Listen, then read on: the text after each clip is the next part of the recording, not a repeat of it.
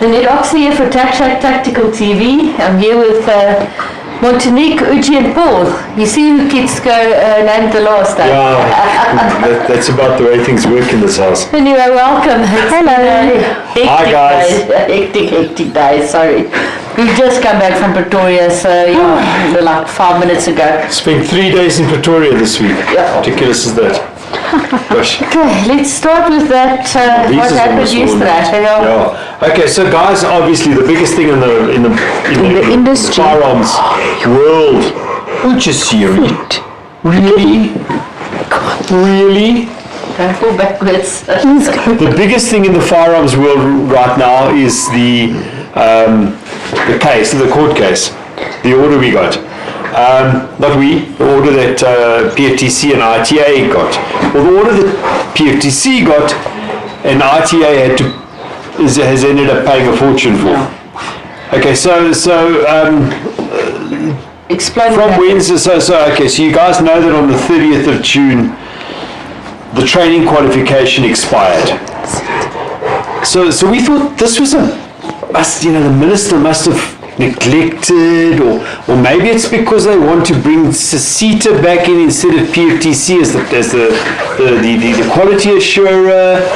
No such flipping thing, guys. This was entirely deliberate. It's much bigger than PFTC. So it's much bigger. People saying, oh, it's just about PFTC, and said, no, it's got nothing to do with them actually.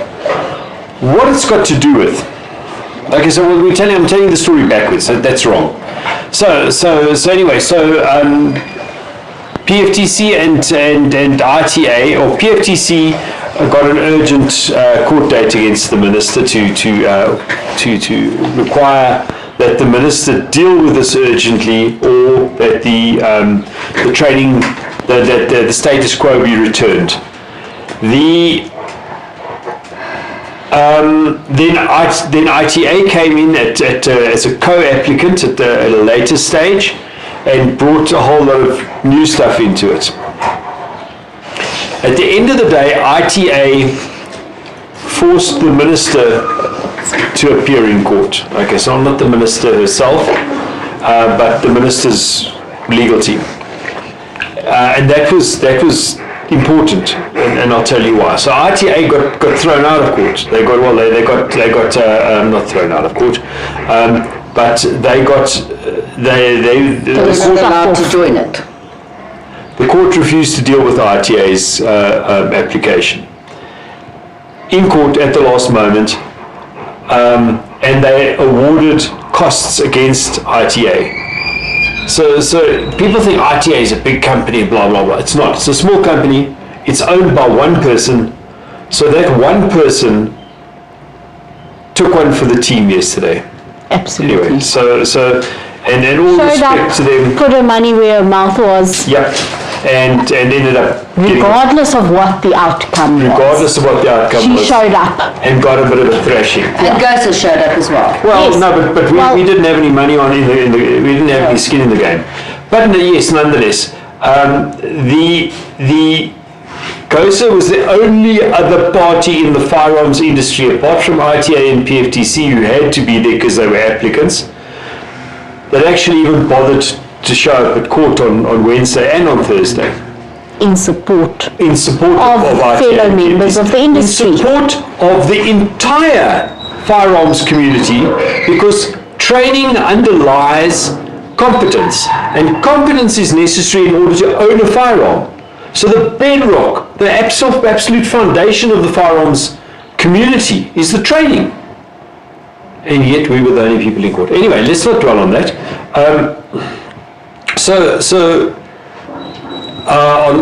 On Wednesday, our external counsel Larry Marks was with us. He couldn't make it yesterday because the court was postponed until yesterday afternoon, 2:00.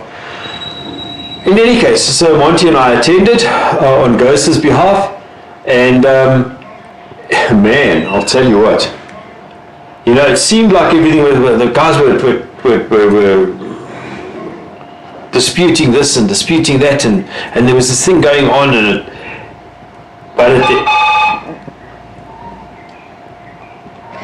that's going to be tricky. Okay, We have nobody else in the Excuse me, office right now. I'm going to try and Okay, do so we're gonna lose our host. Bye. In any case, so the most bizarre thing happened after we got our order.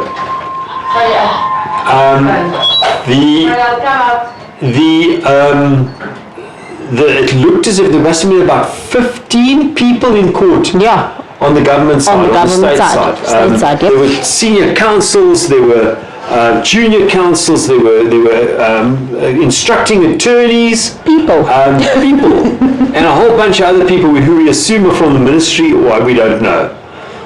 And it looked like when you drop a match down an anthole, they were fierce. It's the only time I've ever seen anything like this happen in court. The judge gave the order and then left, which is what they do when they finish giving the order. The court adjourns, he gives his order and he goes home. Because this was also really quite late. It was late. It was past almost 5 o'clock. 5 o'clock yesterday. So that was all good and well. Lynette, you're going to have to do something on that side. No, you're going to have to go away. We're filming. You're standing with your back to the camera. I'm trying to remove the dog. Okay, anyway, so it seemed like the courtroom exploded. There was sorry, you can't work on that now. It looked like the courtroom exploded. There were about 15 people clustered around. It looked like they actually wanted to go back into the judge's chambers and drag him to the bench to object to the order that was granted. It was the most bizarre thing. So they then said, no, we want to appeal this. Of course, it's an interim order, and the order that we got was purely that the status quo from before 30 June be reinstated. So the training qualification is still valid.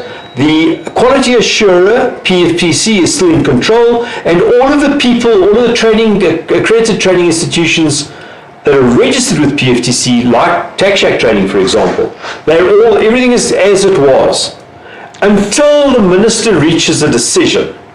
Because the minister has been playing fast and loose and not wanting to reach a decision. That's a plan.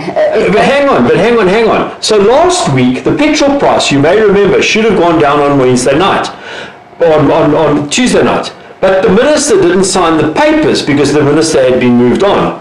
Thursday morning, the minister was sworn in and straight away walked into his office and signed the papers for the new petrol price decrease.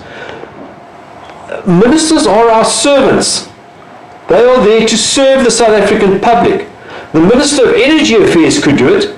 Why could the Minister of Higher Education not extend the deadline for the training? Because they don't want to. Because they don't want to.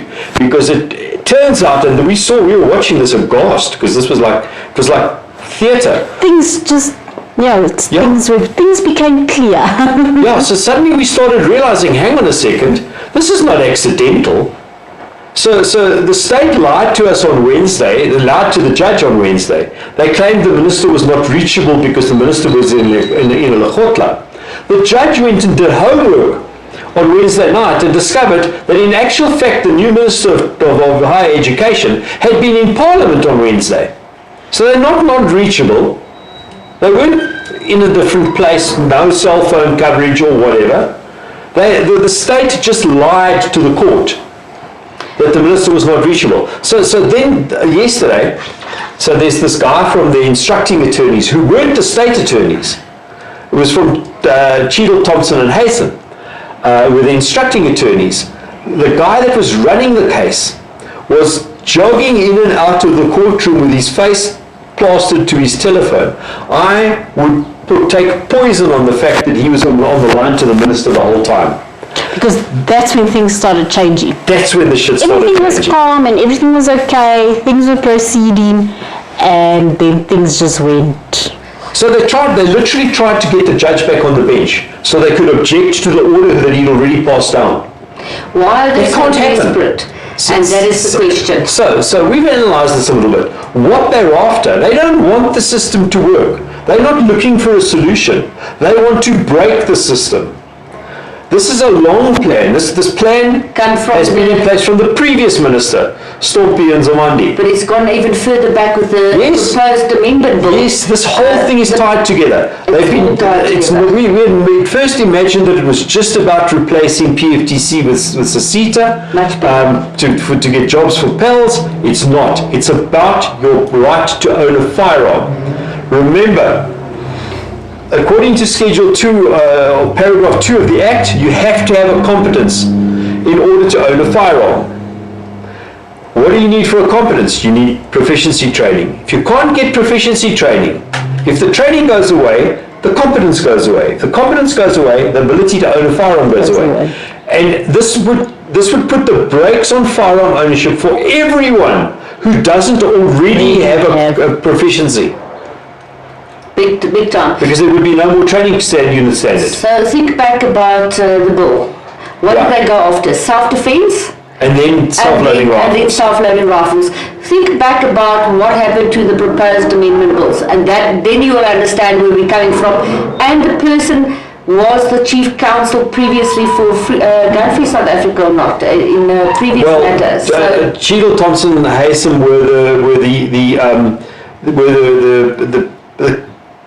they appeared for Gun-Free South Africa at the Goldstone Commission hearings in 1992. So guys, here's where the rubber meets the road. Marxists never stop Marxisming. They always move forward. If they hit resistance, they wait a little bit and they try another way. Now they've got the soft underbelly, which is the training. By killing the training qualification, they can kill competency and they can kill new firearm owners. Firearm owners, absolutely. And it's not accidental that this is at exactly the same time that the police have chosen and the National Director of Public Prosecutions has chosen to go after web arms in Port Elizabeth. Mm-hmm.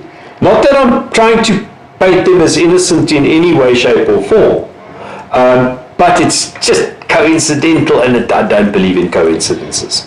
So anyway, guys, so we've got a temporary order, an interim order that restores the status quo. We can carry on with training until such time as one of two things happens. That the temporary order is attacked, and we believe that the legal team from the state is busy doing that, or that the minister decides to refuse to renew the qualification. Mm-hmm. So, and that can happen now. It can happen Monday. It can happen Monday. It can happen anytime. The difficulties with that are we have a remedy for that if that happens. So if that happens, don't all go jumping out of windows and stuff, unless they ground for windows and you know. But we have a remedy for that, because then we will instantly launch a review application on the minister. And it's going to be very difficult for the minister to justify creating a vacuum, removing a qualification and not replacing it with something. You understand? So we've got very good cause that also that would constitute administrative action on the minister's part. An administrative action falls under PAJA, which means they have to notify the stakeholders in time, and they have to give an opportunity for the stakeholders to give their version, or to give their defence, and to give their reasons why the minister shouldn't. We estimate, Dutchwood, that we have about at least a 30-day window before the state can dream up some new shit. And during that 30-day window, guys, if you're out there and if you're planning to get a training competence or training proficiency, the competence is not at stake. As long as you've got the proficiency training, it's the proficiency training that's at stake. As long as you've got the proficiency training and you need it, and you've got a statements and results for a particular unit standard, for handgun, shotgun, manually operated rifle and self-loading rifle, you're golden. If you don't, they can't take that away from you, because it's an educational qualification. It would be like somebody passing a law and taking away your matric exam. They can't do that. They can't do that. So those guys are good. But if you've got a handgun competence and a shotgun competence and you'd like to go hunting sometime with a manually operated rifle, best you get your bloody manually operated rifle proficiency training, toot, sweet. We hope we can sort this out, but it might take some time. And that's Might take some time. And There we might be don't know what's the outcome. we never know. We don't So it know. might happen that the minister takes 3 or 4 months. Yeah. And Or she the comes around and response- says apologies and she says, no, we're extending Yes. and there is no problem. But there is a plan. But we it's don't just be know. patient. We don't know. As the state, the senior counsel for QCTO said yesterday in court, it's a million inconvenience for prospective firearm owners. It's merely an inconvenience. It's not an inconvenience. It's people's livelihoods. It's people's trainers. livelihoods, the trainers' livelihoods, it's security guards' livelihoods. They can't be Yes. employed in the security industry Without unless they have the proficiency qualification, training, yes. unless they have the proficiency training. This is a boondoggle of note. But we're there. We were there. We have a plan. So, And the yeah. plan we'll start to lay that plan out for you guys over the next day or so. So I think Montaniki also going to just ask for contribution to the legal fund because we don't know what is Yes. what's up in Become members, Guys, show support. It's for the greater good of our. That's why GOSA is here. It's Absolutely. because we fight, that you guys fight for Yes. the rights of We look firearms. out for these things. We And that's what see we the did. bigger That's picture. why we were there. We see the bigger picture. And we're not throwing anybody underneath the we're not bus. throwing anybody No, under the no, bus, but everybody that owns. we would certainly like at the next hearing of the matter, or at the next hearing that crops up, that we have a little bit more bloody support in the background. If the state side could have 15 people in court and we had exactly. 6, you know, With obviously with the council. with the council who's paid to be there. So yeah, let's get it. This is the time to put your shoulders to the wheel. This is the soft underbelly of firearm ownership. They can put a cap on all new firearm ownership. Of They'll course. come up with they will have to, for the security industry, they'll have to come up with some kind of solution for them. Yes. But they can cap civilian firearm ownership just like that. Sport shooting, self-defense, hunting. The whole everything. trip. They can cap us just like that. And they can use things like the Corin Webb Yes, episode I mean, speaking- against us. Speaking I'm on not that. there with a Yes. council of 15 people because I think this is a fight against PFTC. They were there to show that They it were was there, intimidation. yeah. It was The showing. minister was running this via the cell phone through the conduit of the Cheadle, Thompson and Haysom instructing attorney. If you've got any questions, Yeah, please email us, ask him phone that- us, yeah. Facebook, Instagram, Twitter. And if you are going to go and do your proficiency training, please don't take shortcuts. Yeah, don't Guys, can't just- shortcut the shit. There might be a little bit of panic. Maybe people are like saying, okay, you know what, I do want my shotgun proficiency training. Let me just pay this guy. Don't do it. We spoke about this last week. Yeah, don't make more do nonsense. it. Don't. Guys, check Get that it the and- guys are on the PFTC database, that they are legitimate trainers Yes. before you actually spend money on it. Please. Because guys, we don't do and that. don't listen. There's now a whole bunch of wise asses that are coming up and saying, "Oh, but this is what it means." Guys, we were there. It's not, You know, it was not we just didn't about PFTC. imagine this. We didn't get anything wrong. If you look Something's at Martin cooking. Hood's now, so Martin Hood is the instructing attorney for PFTC and for ITA. Martin's response on that this morning was very, very good. It was very accurate. We And agreed he's- entirely. He was a little bit diplomatic about stuff that we're not so diplomatic about. We're not scared to point the finger at exactly where the blame lies. The blame lies with the minister. Of This is a course. political decision, and this predates the minister's term in office. Remember, the minister was only appointed last. Both of This them. happened. This thing started happening. Last year. Well, at least the letters that came out were in May already. Yes. And the idea is back And the to... idea goes right back to the beginning. Right back to... And now we know, because the same instructing attorneys were in 1992, 32 years ago, 2 years before democracy, they were punting this at the Goldstone Commission.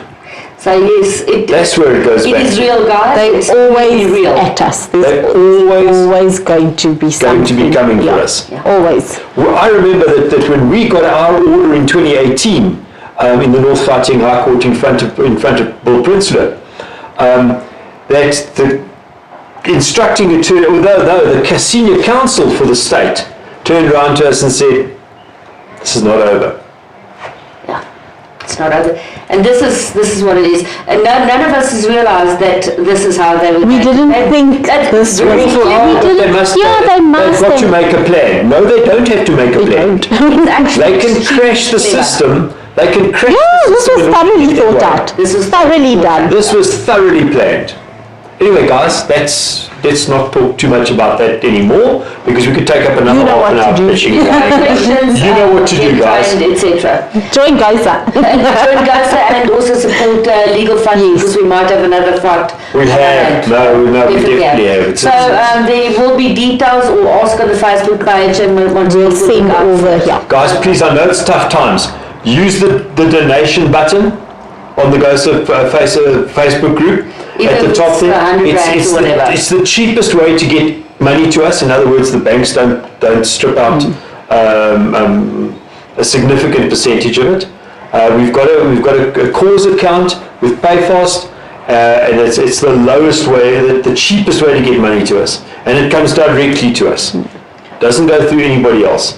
Guys, please. I know everybody's stressed out and poor. But this is literally about the future of potential firearm ownership in this country. Absolutely. If your kids are in school and you want them to own a firearm one day, figure out a way. Training service providers are going to shortly be suggesting a very clever way, a cunning scheme, in which you can register your people, which they will already be on the system in case the minister does something magical. Anyway, that's where we're at, guys. Okay. We still have a couple of spaces left for Girls on Fire 27 July, introduction to handguns. There's, it's I think maybe 5 or 6 places. Really? It's maybe 10, I'm sorry. It's Top Shot. We're into the waiting list already. So go and think as space is clear and I've got some discretionary spots, I will clear some of the wait list. We're also going to have something on the 26th of July at the new Wildman store. Yeah. What is the area called? It's in Silver Lakes. Silver Lakes, yes. The new Silver Lakes Wildman store. It's magnificent. We just returned from there. So that will be on the 25th. Watch out for it. If you are in the Pretoria area, I'm still having to discuss it, but we may be a shorter version of the introduction to handguns. Just a lot shorter. They've got great ranges there. Very nice ranges. We had to climb over the painters and the electricians to have a look at the ranges. The ranges are great. Absolutely fantastic store. They've been great supporters of both GOSA and GOSA Girls on Fire in the past. So if you're in the Pretoria area and you have Friday free, we'll have something on. Okay. T-shirts. T-shirts. There's going to be video afterwards, which will show the videos of the T-shirts much better than I did the last time. It will play after this video, and then also we have a Mike Bolhuis insert about cybercrime afterwards. Also have a look at it, and we'll have discussions next week on something like hijackings, because not hijackings, and also maybe on kidnappings, because kidnapping is starting to become a huge thing. So maybe our next topic will be on kidnapping, so look out for that. I am trying to do this quickly because I have a TikTok version where I just went out and came back, but we do have the person standing here for the printers. So to service the printer. Sorry about that, and my apologies. If you have any questions, contact Montanique, contact Hannes, and take it from there. That's it. But we've almost had a half an hour show. So guys, thank you very much. Thank you, viewers. Have a great weekend. Cheers. We'll see you next week. Bye.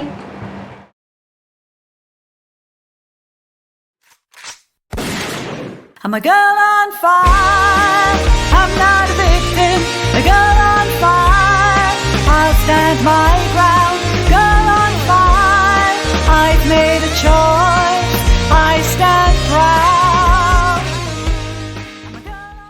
this is our new Girls on Fire shirt. It is an everyday wear shirt. The proceeds from this shirt go towards Girls on Fire and reaching out with our introduction to handgun courses to all the ladies. This girl's got your 6.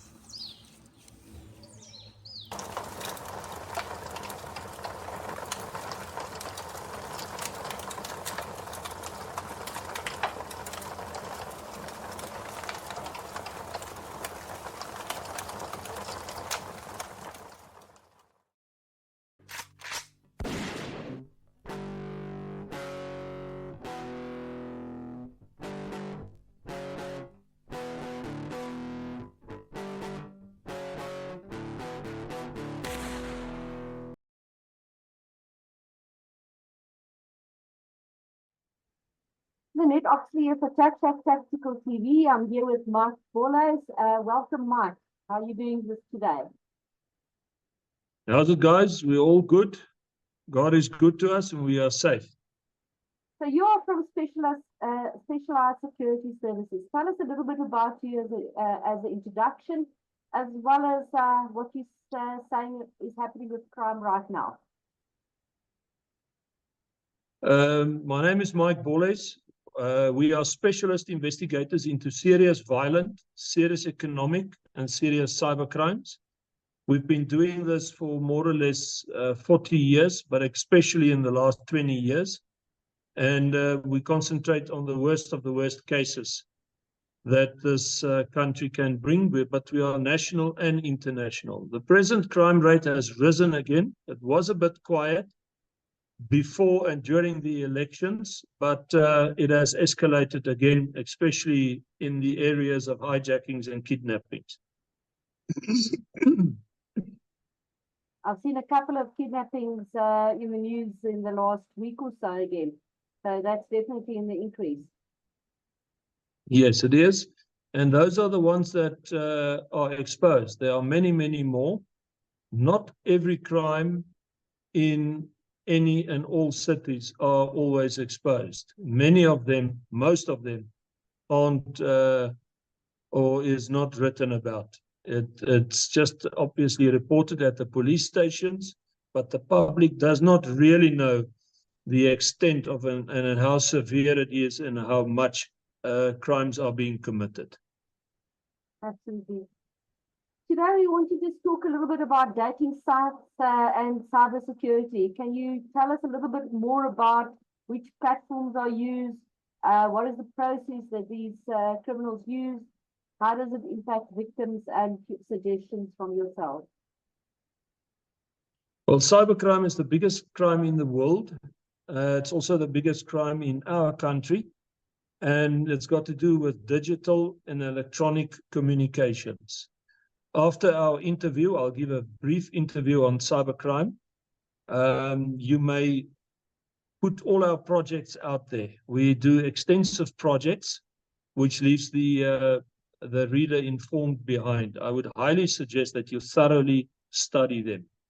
They have different headings. It could be knocks and scams or specific cybercrime case, or it could be sextortion, extortion, extreme extortions, sweetheart scams, puppy scams, holiday scams. There are so many. The list is endless. So the number one rule would be to, whenever you buy or sell,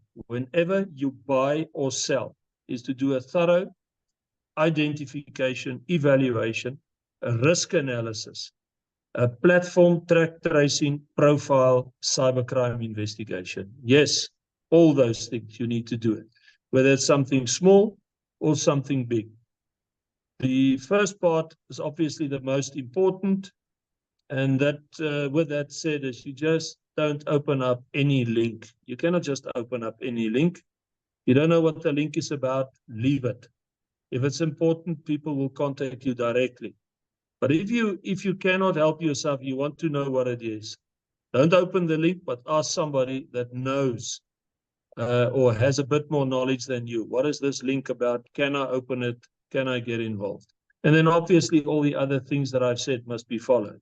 So you never buy or sell today, ever, without doing all those investigations. And that requires of you patience. It requires of you to not be nuuskierig, wanting to know. You can't help yourself. You have to control your emotions. And it also requires of you not to be greedy. If it's something that is offered to you that sounds to be good to be true, then it usually is in any way. So you need to be very, very careful nowadays with your phone. It also requires of you that you know your phone like the palm of your hand. It's no use you have a smartphone that has so many advantages for you and can assist you in life, but you also need to know what is the downside to it and how much trouble it can cause you. For instance, you never keep naked photos of yourself. You never take naked photos. You never keep anything on your phone that is puts you in a compromising position. In other words, if you lose your phone and you shit yourself, you've had too much on your phone. So tell me, the dating sites and platforms, which platforms do the criminals use for this? All platforms. Any platform is used by a criminal. It could be Twitter.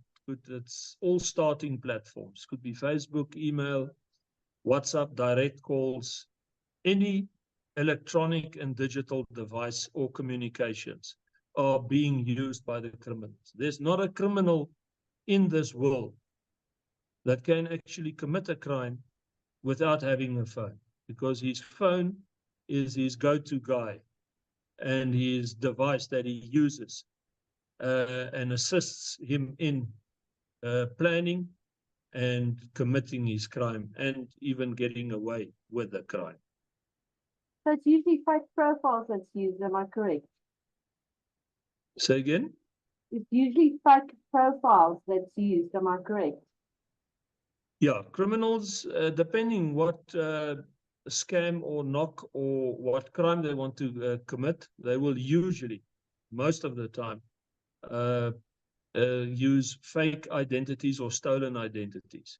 But they can also hide their identities and not present themselves by communicating without showing an identity. But it is usually the case where false information is given.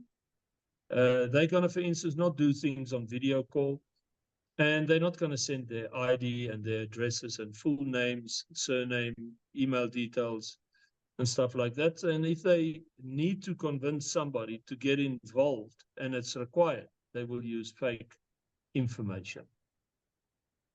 So if you have to give advice to the people out there, what would you say?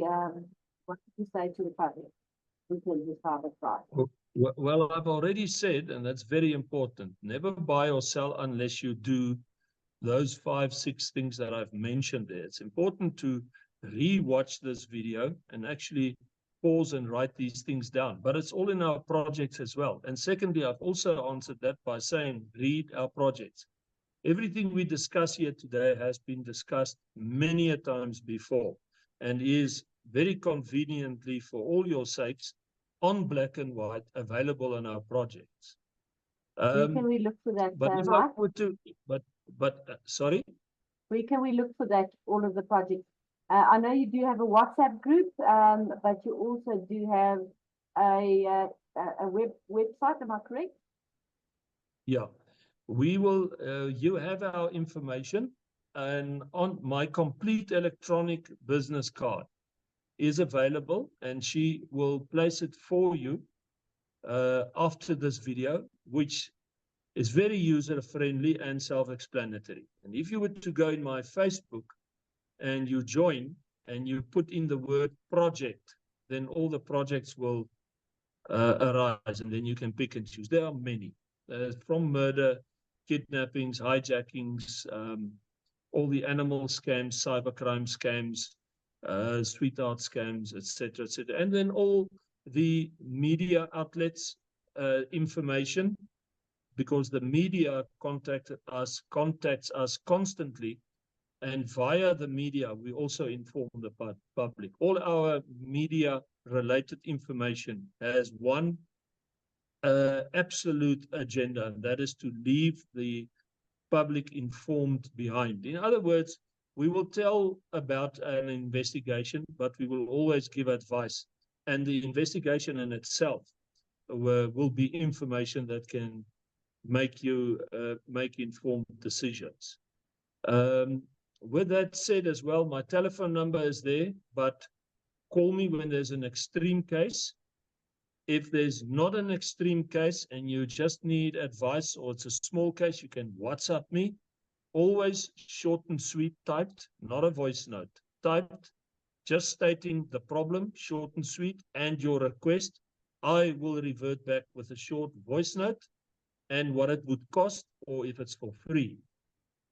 We do rely, obviously, on funding, and we do need that support because any investigation, especially on this subject that we're discussing, cybercrime investigations, is expensive and it costs money. We use high-tech equipment and we use very, very high-tech qualified specialist investigators into serious cybercrimes. So these are unfortunately expensive, but very successful.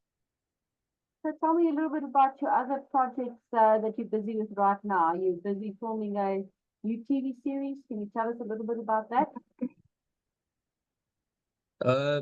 Any and all projects we're busy with, you can join one of the many what we call the daily project group. So we'll send an example of one also here at the end, where you can join a WhatsApp group that's not open for discussions. It's only there for you reading the projects on a daily basis. We send about two projects out a day, or maybe a third one, and also obviously media outlet information.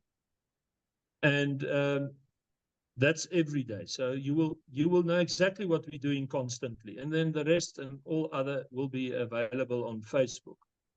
But presently, we've last night started with the first episode of Bolhuis, which is a very interesting series, which you will enjoy, because last night was a discussion on social media and where people were attacking each other on Facebook, and we dealt with that. And it once again, if you watch this, it will leave you informed behind. The series is 13 episodes, and it's all explained in the project. There's a project out that explains the series with all the media releases as well. There's some other extreme projects we are busy with in the investigations into diesel corruption. There are murder projects, there are kidnapping projects, hijacking projects. There are quite a lot, but these are all ongoing investigations, and every now and then we'll send out a follow-up project. We're obviously also busy with the Louis Liebenberg project. It was just released today, part 5. So we're all over the place, always constantly dealing with the worst of the worst, but keeping the public informed. Thank you very, very much, Mark, and we'll speak to you in the near future. And have a good afternoon. Thank you, everybody. Thanks for listening. You may forward this, obviously, to any and everybody. I'm available. My whole organization is available to the public, and we pray for you all. We ask that God will bless you all with health and wealth, safety, prosperity, insight, might and power and discernment, and that He will be gracious upon you, everybody you know, and our country. Thank you for the opportunity. Until next time.